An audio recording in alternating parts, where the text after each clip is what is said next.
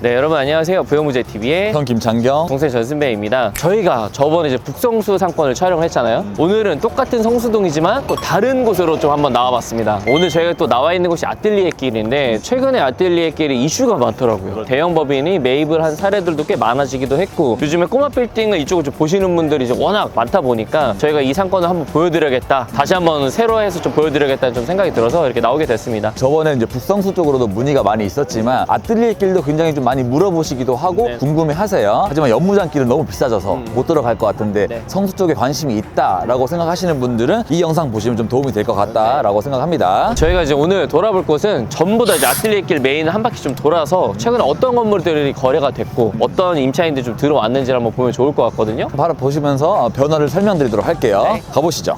저희가 또 이사님 아뜰리에길을 촬영한 지가 한 3년 정도가 지난 것 같거든요. 그때 촬영했을 때 여기 평당가가 한 뭐 7천만 원, 8천만 원 올라가고 1억까지 가고 있다 이런 내용이었는데 지금은 정말 거의 2억까지도 이야기가 나오고 있습니다. 여기가 원래 F&B의 성지처럼 되어 있었거든요. 연무장길이 완전 리테일이고. 그때 왔을 때는 기존에 공방이 있었고 그 공방에서 뭐 와인 팔고 이런 좀 잔잔한 느낌이었는데 지금은 좀 자본이 많이 들어와서 임대료가 확 올라가 있는 상권의 느낌이 나오고 있잖아요. 그래서 지금은 카페나 이런 와인샵 같은 데보다도 판매점 이런 게 굉장히 많이 들어와 있습니다. 제가 이제 아뜰리에길을 이제 걷다 보니까 매매 사례가 나왔거든요. 근데 저희가 아까 처음에 오프닝 때 말씀을 드렸었는데 대형 법인이 이 아뜰리에길을 좀 투자를 하고 있다라는 좀 이슈가 나왔었거든요. 최근에 기사도 나오기도 했고 그 법인이 성수동에 정말 터줏대감인 무신사거든요. 무신사가 이 아뜰리에길에 100억 원 이상을 투자를 해서 상가 한 20군데를 뭐 투자를 하거나 아니면 임차를 한다는 내용이 나오더라고요. 그렇죠. 그렇게 해서 최근 이 메인 거리를 건물을 무려 3개나 샀습니다. 그 중에 이제 하나가 이겁니다. 바로 뒤에 있는 이 팝업 스토어가 들어가 있는 건물인데 저는 이 건물을 보면서 이 상권을 좀 설명을 드릴 수 있을 것 같아요. 원래는 팝업 스토어 이런 건 연무장길이었잖아요. 그쵸. 연무장길을 중심으로 팝업이 많이 생겨났었는데 네네. 지금 그 팝업 임대료가 평당 200만 원에 육박하고 있습니다. 100평을 쓰고 있는데도 거의 2억을 낼 정도로 정말 말도 안 되게 오르는 상황이거든요. 저희가 워낙 비싸다 보니까 점점 이쪽으로도 팝업이 많이 몰려오고 있는 느낌이에요. 굳이 가격 비교를 하자면 연무장길은 정말 비싸면 200만 원인데 네. 여기는 아직까지는 한 30에서 50만 원 정도. 30에서 50이라도 해도 한 3천만 원, 5천만 원이네요. 그렇죠. 이제 그것도 비싸긴 한데 네네. 연무장길에 비해서 굉장히 저렴한 거죠. 여기도 지금 이제 오디오 업체가 팝업으로 쓰고 있습니다. 하지만 이제 이게 팝업이다 보니까 오래 하는 영업은 아니고 아마 조만간 퇴거를 할 거로 예상이 되는데 무신사가 매입 후에 직접 자기만의 브랜드를 런칭을 하지 않을까라고 생각을 하고 있어요. 그래서 이 라인으로만 한 3개 건물을 매입을 했다 보니까 아 정말 무신사가 아뜰리에길에 이제 집중을 하고 있는구나 라는 그 신호탄이 될 수 있어서 네네. 한번 지켜보면 하다라고 보고 있습니다. 저 건물 같은 경우에는 최근 이제 9월 달에 거래가 됐거든요. 아직 소유권 이전은 안 됐습니다. 그래서 이제 무신사가 매입을 했는지 뭐 본인들 법인을 매입을 했는지는 모르겠지만 기사나 이런 내용들로 나온 건 이제 무신사가 매입을 했다라고 내용이 나오고 있고요. 매매 금액은 119억입니다. 저기가 지금 65평 정도가 되거든요, 대시가. 평당 금액으로 따지면은 한 1억 8천 수준인 거죠. 저쪽에 있는 건물 하나가 1억 9천에 팔린 사례가 있어요. 그걸 제외하고는 1억 8천이면 가장 높은 금액에 팔린 거긴 합니다. 그래서 여기는 연무장길과 다르게 중공업 지역이 아니라 이종 일반 주거 지역이거든요. 네. 그래서 건물을 올려봐야 한 4, 5층 정도밖에 못 올리는데 그래도 1억 8천이라는 거는 그냥 이 공간적으로, 이 입지적으로 메리트가 있다라고 생각을 해서 거의 2억이 육박한 금액으로 거래가 되지 않았나라고 생각을 하죠. 거래사들 꽤 많으니까 한번 더 둘러보실까요? 네네, 계속 한번 보시죠. 방금도 이제 이 건물을 설명드렸듯이 지금 아뜰리에길의 포인트는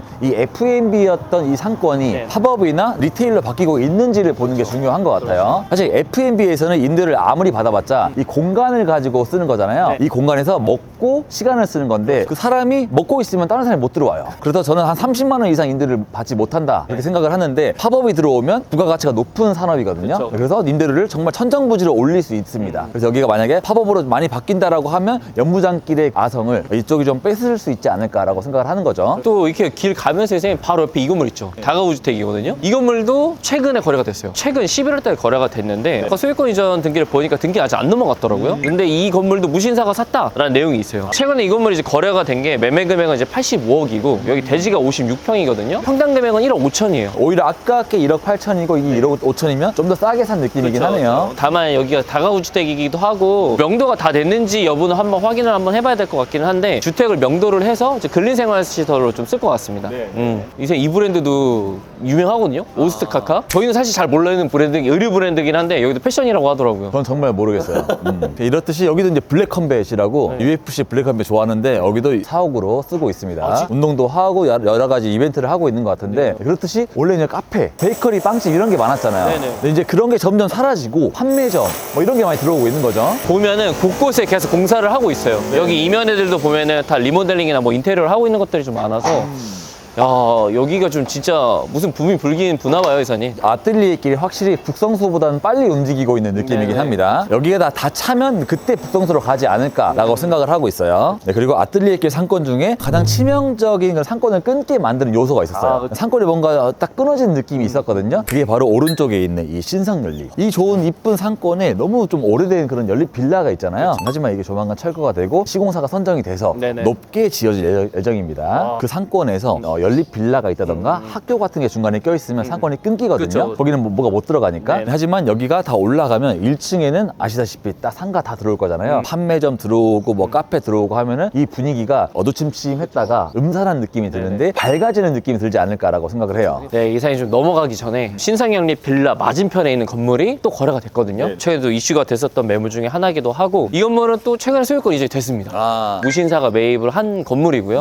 9월 달에 계약이 돼서 이제 11월 달에 소유권 이전이 됐는데 매매 금액은 115억이에요. 여기 대지가 66평이라서 평당 금액으로 따지면 1억 7,200만 원이에요. 기존에 이제 로아이드라는 카페가 있었는데 이게 이제 매도자 명도주권이어가지고 현재는 지금 다 비어져 있는 상태고 아무것도 안 하고 있기는 하네요. 또 최근에 또 소유권 이전이 되다 보니까. 네, 그리고 이 건물이 코너 건물이에요. 네. 그래서 이제 면이 좀 좋은 편이긴 하거든요. 하지만 이 건물에 단점이 있습니다. 여기가 이제 골목길 옆에 있잖아요. 이 골목길은 서울숲을 들어갈 수가 없어요. 서울숲으로 왔다 갔다 하는 통로가 있는데 여기는 그 문이 없어서 유동인구가 많은 편은 아닙니다. 서울숲 들어가는 통로가 있는 골목과 아닌 골목의 차이가 굉장히 크거든요. 하지만 이거는 서울숲으로 갈 수 있는 길은 없다. 하지만 코너이기 때문에 면은 굉장히 좋은 건물이다라고 생각하시면 될 것 같아요. 근데 저는 이거를 보면서 좀 놀란 게 무신사가 좀 대단하다는 생각이 들어요. 재건축이 되려고 하면 시간이 좀 꽤 걸리잖아요. 근데 여기는 약간 어두운 감이 없지 않아 있거든요. 상권 자체가. 근데도 여기를 이렇게 투자를 하는 거 보면은 대단하다? 약간 이런 생각이 들더라고요. 제가 봤을 때 이 안에 나와 있는 건물들 한 1억 한 7, 8천 아래 되는 건물들은 그냥 다 산 것 같아요. 워낙 지금 가지고 있는 브랜드들이 많이 있다 보니까 여러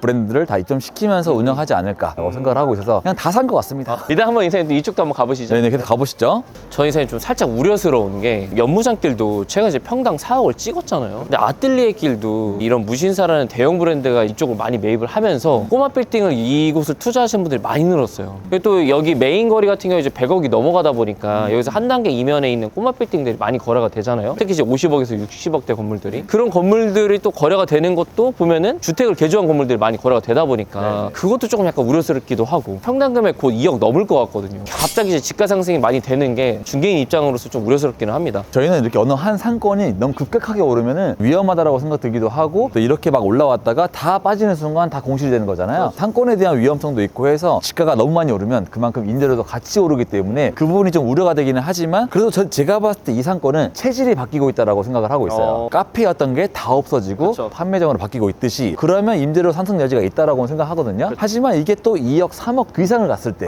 정말 좀 문제가 있지 않을까 좀 우려하고 있긴 합니다. 이사님 방금 말씀하신 거 또 듣다가 생각난 게 저희가 지금 이 상권을 촬영하면서 여기 입주민분들 좀 많이 왔다 갔다 하셨었잖아요. 근데 그분들이 가장 많이 하는 말이 왜 이렇게 카페가 많이 없어졌어? 이 얘기를 하시더라고요. 약간 그 로아이드도 좀 유명한 카페인데 저기를 오려고 많은 분들이 왔었는데 망했어 이렇게 말하더라고요. 카페가 많이 없어지는 거는 카페가 임대료를 내기에는 임대료 상승분이 좀 빠르다라고 생각을 하고 있습니다. 이제 여기서 이사님 최근에 또 유명 연예인 건물 산 곳이 있잖아요. 그쪽을 한번 돌아보는 것도 좋을 것 같습니다. 네, 여기서 점프를 해서 바로 거기로 가보겠습니다.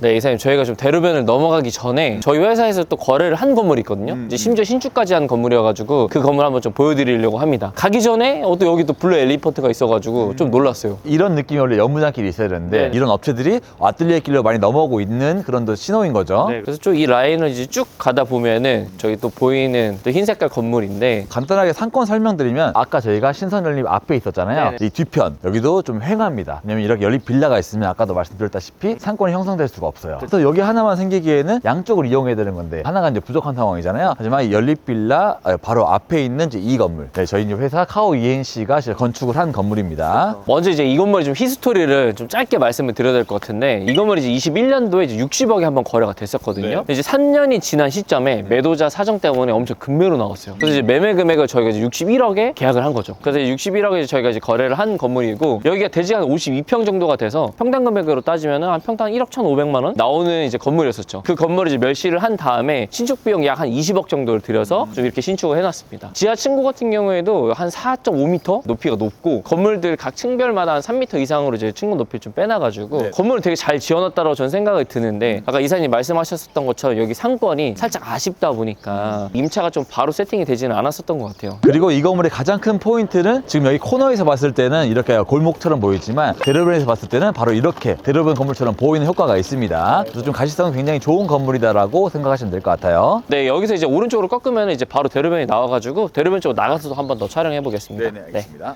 오늘 또 마지막 매매사례죠. 기사가 많이 나온 건물들 중에 하나인데, 빌딩 시장에서 빌딩 투자의 여신이라고 불리는 분이 있거든요. 바로 이제 전지현 씨입니다. 전지현 씨가 이 두 건물을 매입을 했죠. 땅을 합산하면 300평이라는 땅이 나오거든요. 네. 매매 금액이 446억에 전지현 씨가 매입을 했는데, 평당 금액으로 환산하면은 평당 1억 4,800만 원입니다. 우선 아까 아뜰리에길이랑 좀 비교를 하면은 비싼 거 아니냐라고 네. 말할 수 있잖아요. 왜냐면 그쵸, 여기 상권이 없다 보니까. 하지만 여기는 준주거 지역입니다. 아까 네네. 저희가 왔던 그 모든 아뜰리에길은 이종 일반 주거 지역인데 여긴 준주거 지역이어서 그거보다 2배 정도를 지을 수 있는 거잖아요. 이 건물을 좀 허름하긴 하지만 다 부시고 높게 짓지 않을까라고 예상을 하는 거죠. 그리고 또 이제 매도자 명도 조건이어가지고 지금 현재 임차인들은 계시기는 하지만 아직도 소유권이 이제 안 된 상태거든요. 네. 그래서 좀 약간 시간이 걸리긴 할 것 같은데, 결국 이제 다 비어진 상태로 전지현 씨가 인수인계를 받는 거다 보니까 향후에 또 여기 또 어떤 건물이 들어와서 또 어떤 임차인이 좀 들어갈지도 상당히 궁금하기도 합니다. 아니면 또 전지현 씨 특징상 삼성동에 있는 것도 안 짓고 그대로 두고 있잖아요. 근데 여기도 그대로 둘 수도 있지 않을까라고 예상을 또 하는 거죠. 네네. 그래서 앞으로는 여기가 어떻게 될지 좀 궁금하긴 합니다. 네, 맞습니다.